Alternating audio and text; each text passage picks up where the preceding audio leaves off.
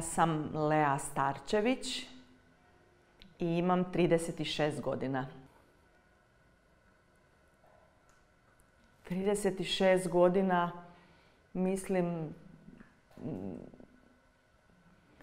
nije mi žao. Svi oni pričaju kao ono želim se vratiti ono u prijašnje godine, a meni je super sa mojih 36 godina, imam puno iskustva, imam poštovanje prema sebi, mislim da su to najbolje, najljepše godine.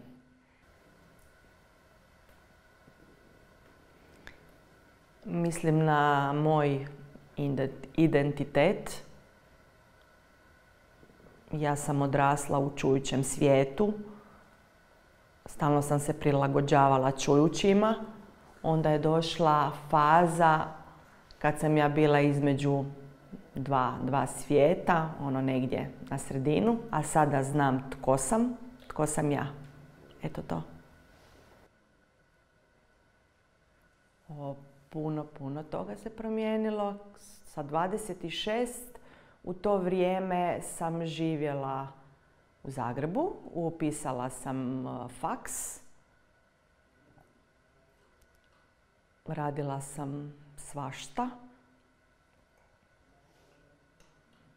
Puno ljudi je u tom vremenu došlo, otišlo, puno ih je ostalo. Ja sam u to vrijeme puno putovala, puno se toga izdogađalo. Moja mama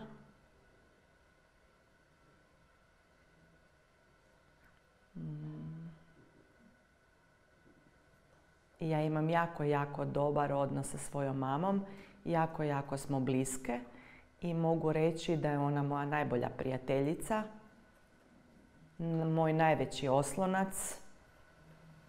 I još ponekad osjećam ono kao da uopće nije moja mama, nego ono kao moja sestra. Ne mogu zamisliti život bez nje.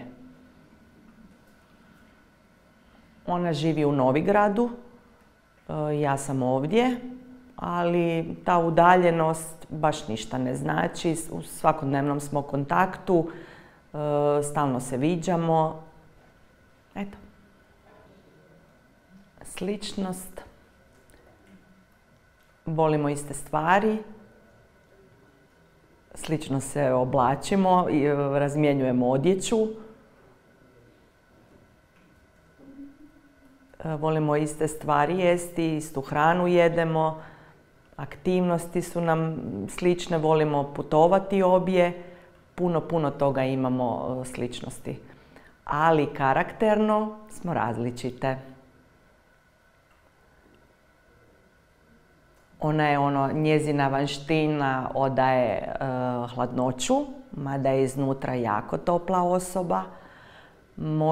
Moji prijatelji nju jako dobro poznaju i obožavaju moju mamu.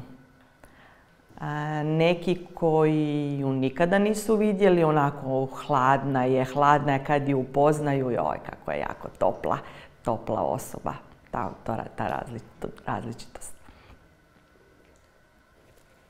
Mislim da je velika razlika između čujućih i gluhih. Mislim da čujući imaju više mogućnosti, više izbora za posao, imaju više otvorenog izbora, a isto tako znam da je važno obrazovanje i mislim da sada je položaj puno bolji zbog obrazovanja, fakulteta. Danas mnogi studiraju, ali opet u konačnici ovisi na posao. Tako da bi bili ravnopravni, da bi našli posao u svojoj struci, da budu šefovi, direktori na visokom položaju, ali mislim da će se to dogoditi za 100 godina.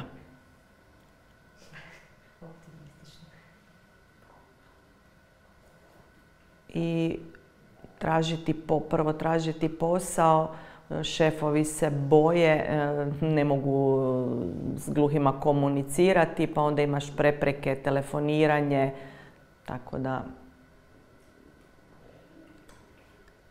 sigurno kao položaj nas gluhih žena puno teži. Na primjer, kao prije nisam znala da postoji prevoditelj. Ja sam iz male sredine, iz malog mjesta, tamo nema gluhih, nema znakovnog jezika i ovdje kad sam došla u Zagreb upisala sam faks koji nisam htjela. Onda kasnije sam upisala faks koji sam htjela. Zajedno sam bila sa prevoditeljicom, tako bi taj dio malo pomaknula. To. Ja bi djevojci od 15 godina savjetovala da dobro iskoristi svoju mladost, da ne odraste prebrzo, da radi što voli, da sluša roditelje, ali da bude svoja.